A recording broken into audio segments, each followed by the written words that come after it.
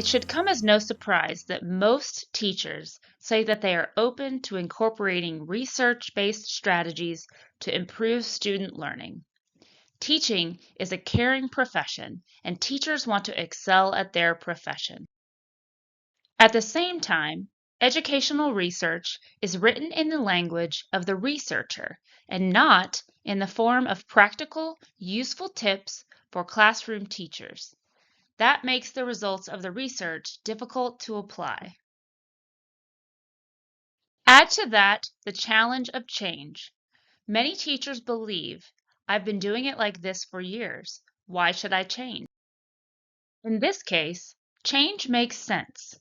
New technologies help us understand how the brain learns, and research shows us what strategies work better than others. A few small changes can make a difference. It's not that you were doing things wrong before, but if you do this, not that, you will notice a significant improvement in student achievement. Traditionally, the student tries to write down what the teacher is saying.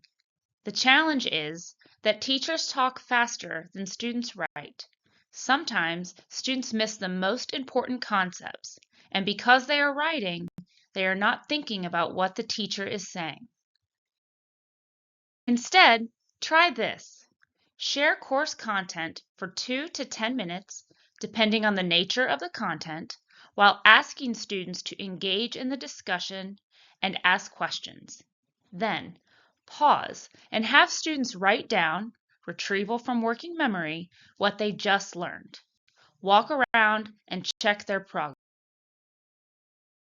To further encourage learning, invite 1 or 2 minutes of peer sharing and have students add to their notes.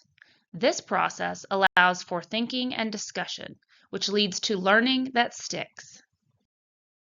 Whenever possible, teach with words and pictures to give student brains 2 ways to remember the information.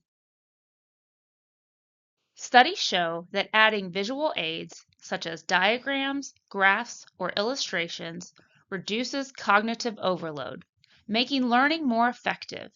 It also helps students connect different pieces of information, leading to improved understanding of what you are trying to teach. Teachers should avoid calling students smart. According to Stanford psychologist Carol Dweck, calling kids smart causes them to avoid doing anything that might make them look less smart. They will avoid challenging work because they do not want to make a mistake and will often cheat to continue to look smart. Praise effort. Recognize students' focus on a task, how hard they worked on a difficult problem, or their positive attitude. It is just as easy to say, you didn't give up, or I like how you concentrated on your writing, than to say, you're so smart. Instead, try to praise determination, perseverance, and effort. Have students work in pairs or teams.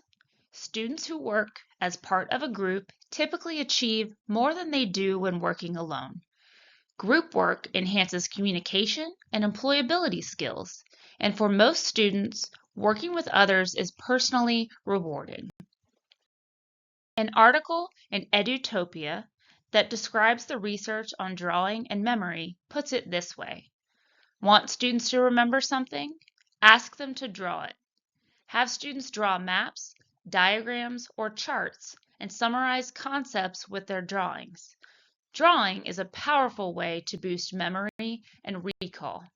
Teachers teach students what to learn, but good teachers also teach students how to learn. You can help students learn how to learn by sharing research-based learning strategies. Explain why you teach the way you do. Share best practices for note-taking and study strategies, and encourage good nutrition and adequate sleep that can make for a happier, healthier school experience.